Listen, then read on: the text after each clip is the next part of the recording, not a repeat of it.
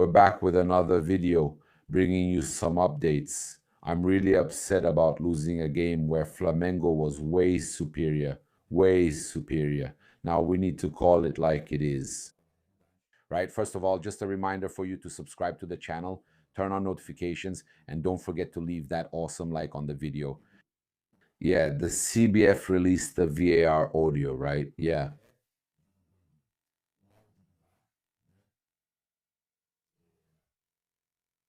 So we can see there are double standards. We can see that the referee was really well chosen by the CBF, right? A referee with a long history. Yeah. You notice the chosen referee helping Palmeiras with bad calls. Yeah. So the thing is, in a play that's exactly the same. Yeah. When it was Palmeiras versus International in a play exactly like that, he gave a yellow card. And the play is the same situation, but it's even worse because he kind of hits from behind. It also catches him on the side of the face. And it's from top to bottom, like, it's surreal. He gave a yellow card. And then in yesterday's game, he gave a red card. And then he says, VAR called Davi Oliveira Lacerda, who has made many mistakes in favor of Palmeiras. He plays the ball and then hits the opponent's chest and face with the sole of his boot, which is a sensitive area. He takes the risk. Stick with your on-field decision. Even though he hits the ball, he ends up hitting the opponent's chest and face with his boot, putting his safety at risk. Stick with your on-field decision. He also hits the opponent's face with considerable force. This is a serious problem with Carrascal too, right? That's the issue. Look at that. The issue is what they don't call when it's against Palmeiras. The same Davi Oliveira de Lacerda, who was very, very well chosen by the CBF, and the Palmeiras fans were even celebrating before, by the way. Right? The Pina Porco account said, no, he's the best referee. Obviously, he's the best. He only helps Palmeiras, right? He makes decisions that favor Palmeiras. Of course, the other side is celebrating. It's Leila Pereira provoking Flamengo. I have no doubt that this will be remembered and used very well. And there's still a long way to go in the championship, right? I like it when they already think they've won. That happened last year, too. They were 5 points ahead and thought they'd already won. I remember. But they ended up as runners-up, right? Showing off in the first game of the round robin. Yeah, no problem. That's the whole issue, this lack of consistency, right? And the criteria are always different when the color of the jersey is green, right? And on a day when the CBF released a statement attacking Flamengo, it looks really bad. It stains the championship, and it's not whining, no. It's proof of what we're seeing about what's happening. Okay? It's shameful. Flamengo's fans need to stay alert because this championship has been tainted for a long time. Flamengo is always fighting against everything and everyone. Now, Carrascal, it's not the first time he's done this, right? This guy, he needs to get it together. Yesterday, I was really irritated. And I even asked for him to leave. I asked that he doesn't play for Flamengo anymore. Yeah, I think it's a moment of frustration, of irritation. And we need to analyze it too. What really happened? Yeah, I think we have two big mistakes from Rossi there. It's time to give Andrew a chance too for Rossi to wake up, because this is already the third game in a row or more where he lets in an easy goal. And he also messed up against Fluminense at an important moment last year. I don't know if you guys remember that terrible mistake where Flamengo lost that game in a match where Davi Oliveira Lacerda didn't give a penalty for Bruno Henrique, right? That kick from Thiago Silva from behind, that same game. Rossi messed up too. Rossi messed up too. So it's not just now, right? Rossi seems to be overconfident. That ball from him yesterday, man, it's a joke, right? It's a joke. The ball was right in his hands too. If the game is 1-0, even with 1-0 down, it's a whole different story, right? It's a whole different story. It's a joke. Rossi is, at this point, even for his own good, we deserve to test Andrew. He deserves a chance to give Andrew an opportunity. That's why you hire a goalkeeper. So you can give him an opportunity. So that the other goalkeeper has to fight for his spot, has to prove himself, has to inspire confidence again. It's simple. Right now, Rossi is on a streak. Does he have credit? He does have credit, but he's been making a lot of mistakes lately. Right, Carrascal, for example, has his share of the blame. He does. For me, Carrascal is largely at fault. His sending off really hurt Flamengo, and it's not the first time. He was sent off for River Plate against Palmeiras. He has more red cards at Flamengo than goals. Okay? Tá? I really hope he recovers, especially so Flamengo doesn't lose money on their asset. Right? Yesterday, I was really irritated. I said he should be let go. But I think the right thing is to fine him, right? And man, he has to be held accountable. He must be held accountable because the signing was very expensive. And about Rossi's situation, I also think that no one is an undisputed starter. No one has a guaranteed spot. Now, Leonardo Jardim also has his share of the blame. You can't have a player sent off and think the team is going to stay wide open and just keep getting hit there like that, for God's sake, man. They easily got in during the second half with an extra player, but he left the whole team exposed. That also needs to be said. Leonardo Jardim didn't know how to set up the team when the player got sent off. He didn't know how to reorganize the team. That's a fact, right? And I also saw some people talking about Leonardo Jardim had a player sent off and lost 3-0. He also lost 3-0 to Red Bull Bragantino. Yeah, Leonardo Jardim is to blame. I don't know what's happening, but it's his fault. Yeah, Felipe Luis never conceded more than 2 goals. Yeah, Felipe Luis, when a player was sent off, he managed to reorganize the team. There was a game where BH was sent off for that tackle on Mateuzinho. I remember that with Felipe, Flamengo would reorganize in the Libertadores, even with one less player. Flamengo reorganized. That's true. But with Felipe as well, in the Supercopa, with Carrascal, the same Carrascal who got sent off, Flamengo lost 2-0 to Corinthians, who were much worse than this Palmeiras team. Right? The level Flamengo faced yesterday against Palmeiras was very even. Flamengo was playing better until they had a player sent off. They were dominating Palmeiras, but it's very balanced. It's a team on Flamengo's level. From the moment you have a team at the same level and you lose a player, it throws things off a lot. With Felipe, we had a player sent off, and Corinthians, with a team much weaker than Palmeiras, beat Flamengo 2-0. It's a shame, right? So I don't think these cherry-picked excerpts are fair. With Felipe, no, he was able to improve the team when there was a sending off. He did, yes, he did. But there were also times when he couldn't. So I think we have to analyze there really are some mistakes from Leonardo Jardim, right? We need to point that out, right? Flamengo, after they had a player sent off, became very open. But let's move on. There's a lot of the season left. We have to think about bouncing back. We have to focus on securing first place overall in the Libertadores. And who's leaving? Who knows? Palmeiras will take second place there in their group. Who knows? Flamengo and Palmeiras.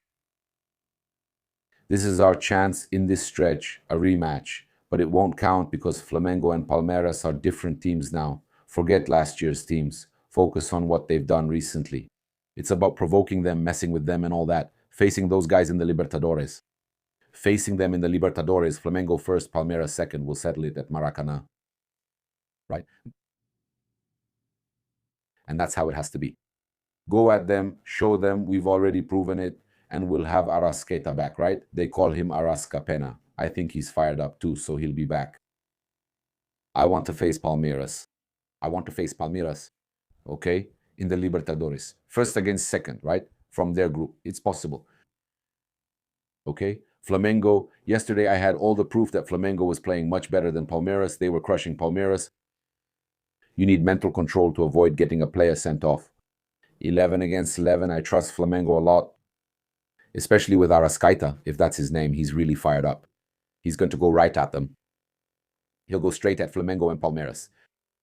Is that right? Yeah, look at that. Ooh, ooh. Leonardo Jardim complained, right? A lot about the card issue, right? What I notice is against Flamengo, it's easy to give a red card, and I understand that very well. Over there, a high foot is something that doesn't mean aggression, right? The player tries to control the ball, the other player is a meter and a half away from him and throws himself at him to try to block. Just like what happened on the second goal. Yeah, Varela tries to clear it with a bicycle kick. The player went in with his chest, won the ball, and ended up scoring the goal. The play is similar. I don't think it was an aggression situation. Last year, I played with Cruzeiro against Palmeiras. Gomez made a tackle on one of our players, and the card was yellow. That's why I don't understand the criteria. And in that, he's right. In that, he's right. Now, Leonardo Jardim complaining about the lack of criteria against Flamengo. That's a real thing, okay? Yeah, now there are a lot of fans. Another important thing he said, right? Yeah, he said that his brave decisions always go to the same side. Leonardo Jardim talking about Davi Oliveira Lacerda, his act of courage is always for the same color, okay? And we also had, just so you have an idea, look here, our friend.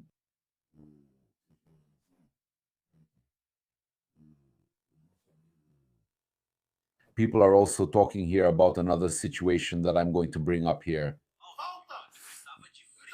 There was a foul on Pedro. Ah? Oh,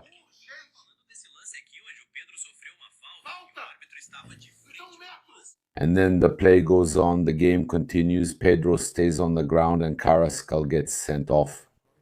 In that play, in that same play, look, Carrascal's sending off came from a play that started with a foul on Pedro. Right? The guys are showing this here. And another thing, recent history of Davi Oliveira Lacerda, who will be, look, they had shown this here before the game, okay? All wins. For Palmeiras, Davi Oliveira Lacerda, 3-1 against Inter, 1-0 against Vasco, 1-0 against Botafogo, 4-1 against Juventude, 3-1 against Juventude, 2-0 against Cruzeiro. Always this same referee, right? Besides the teams that are competing against Palmeiras, when he officiates, they end up suffering some serious refereeing mistake. It's always like this, right? Yeah, Carrascal. Oh, he apologized for the mistake. Honestly, at first I was irritated. I'm not going to judge here. I think he has a lot to prove at Flamengo. A lot to prove at Flamengo, really. He still has a lot to prove at Flamengo, right? He says, I want to apologize to all Flamengo fans. It was never my intention to get sent off in such an important match. Considering what it means to the club, I apologize to all my teammates and the entire coaching staff. I will always defend Flamengo's jersey with everything I've got, fighting for every ball. That constant desire to win every play was unfortunately thwarted.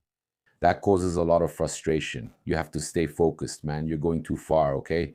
That causes me a lot of frustration, especially after a match we were so excited to win.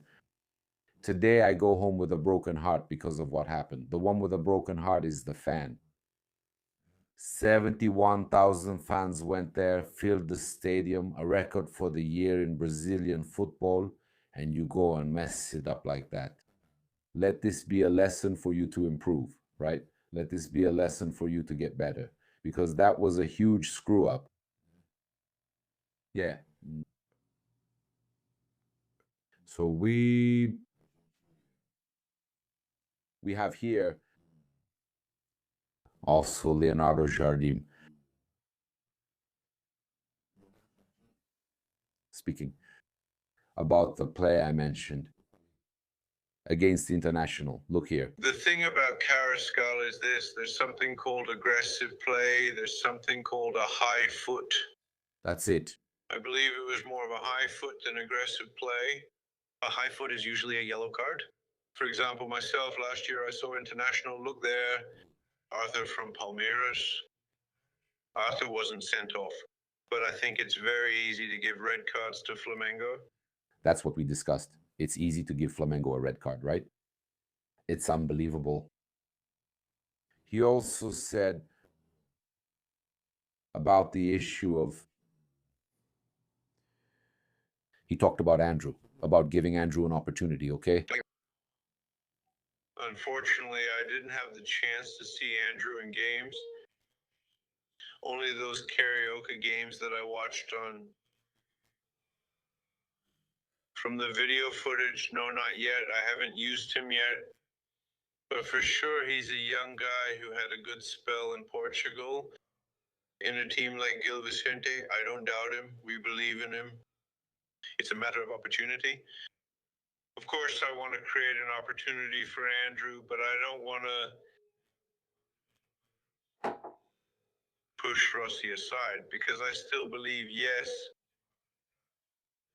You have to be careful about that too. Nosso goleiro principal. Yeah, but then you're also taking away Andrew's chance, right? If Rossi isn't doing well, you're also taking away Andrew's chance, right?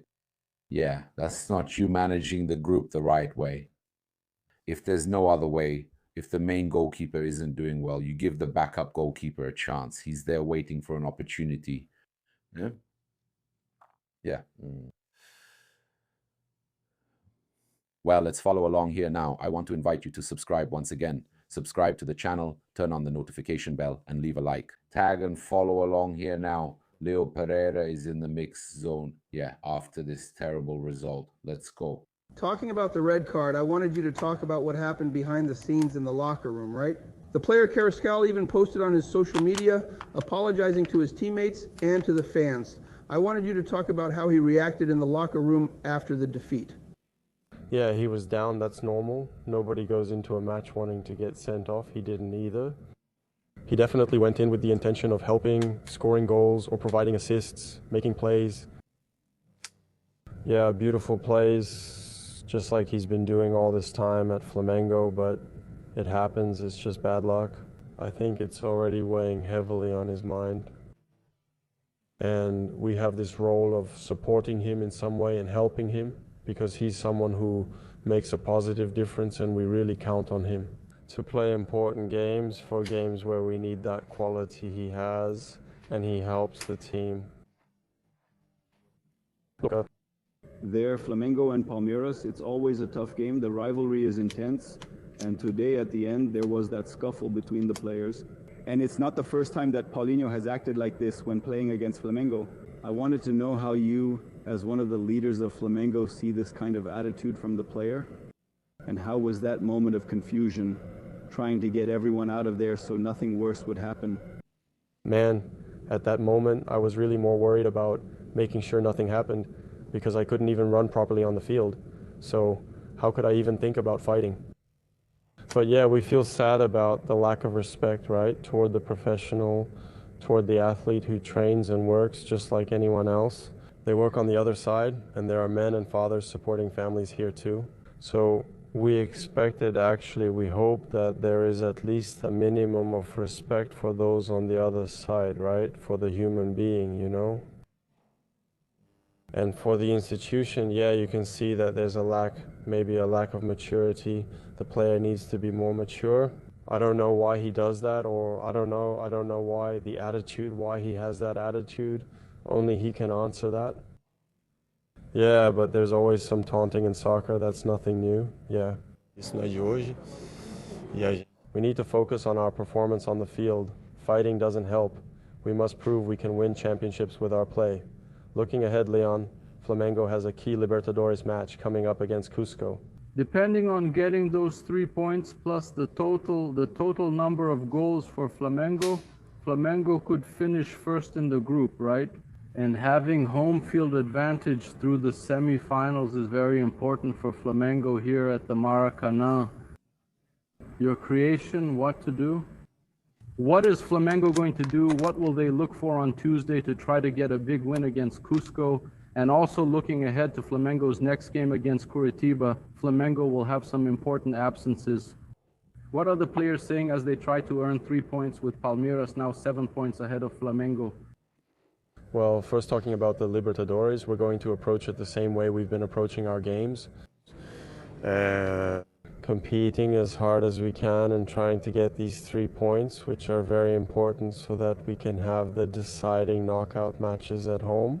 So there's no other way except to give our best in this game on Tuesday.